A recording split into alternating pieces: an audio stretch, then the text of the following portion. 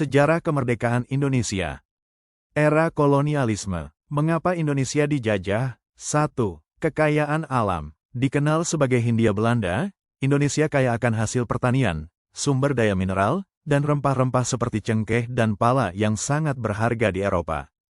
2. Kedatangan bangsa Eropa. Bangsa Portugis adalah bangsa pertama yang datang pada abad ke-16, diikuti oleh bangsa Spanyol, Inggris, dan Belanda pada tahun 1602, berkat perusahaan Hindia Timur Belanda.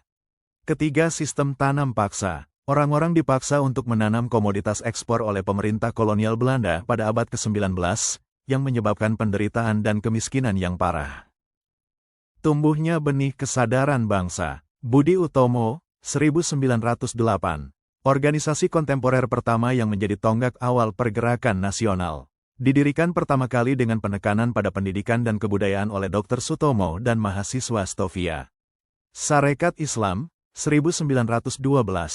Di bawah pimpinan H.O.S. Cokroaminoto, Sarekat Islam, yang awalnya merupakan perkumpulan pedagang batik, berkembang menjadi organisasi besar dengan tujuan politik yang jelas.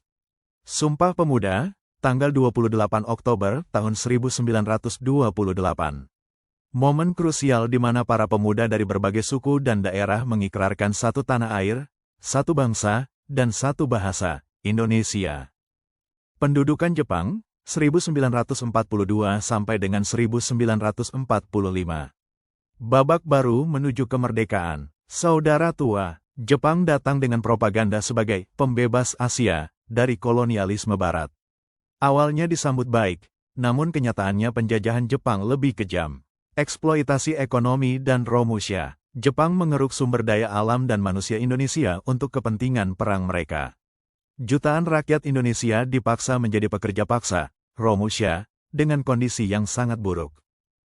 Detik-detik menentukan. Proklamasi tanggal 17 Agustus tahun 1945. Kekalahan Jepang. Pengeboman atom di Hiroshima, tanggal 6 Agustus, dan Nagasaki, tanggal 9 Agustus, memaksa Jepang menyerah tanpa syarat kepada sekutu pada tanggal 15 Agustus tahun 1945.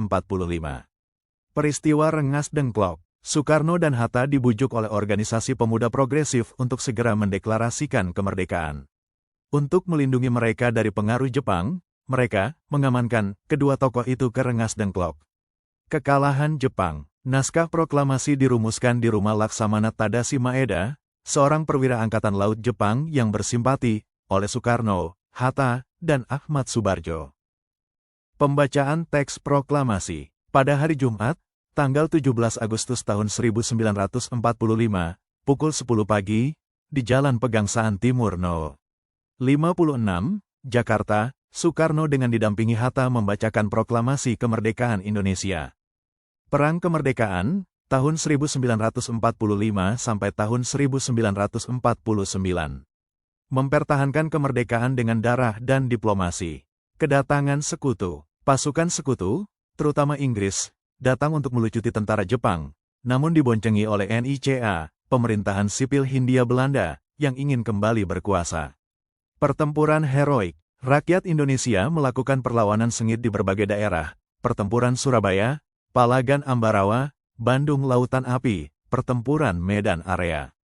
Agresi militer Belanda. Belanda melancarkan dua agresi militer besar pada tahun 1947 dan 1948 untuk merebut kembali wilayah Indonesia.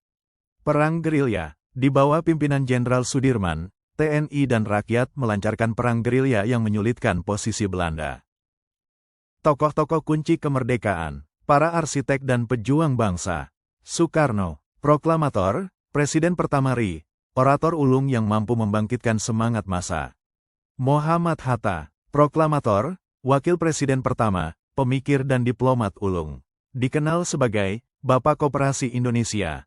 Jenderal Sudirman, sebagai representasi ketangguhan dan semangat tempur TNI, Panglima tertinggi Tentara Nasional Indonesia pertama ini tidak pernah menyerah, meski sakit.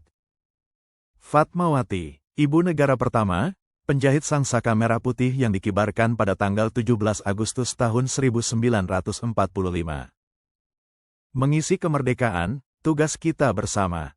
Kemerdekaan adalah jembatan emas. Menurut Soekarno, Kemerdekaan adalah jembatan emas yang akan menuntun pada masyarakat yang adil dan makmur, bukan tujuan akhir.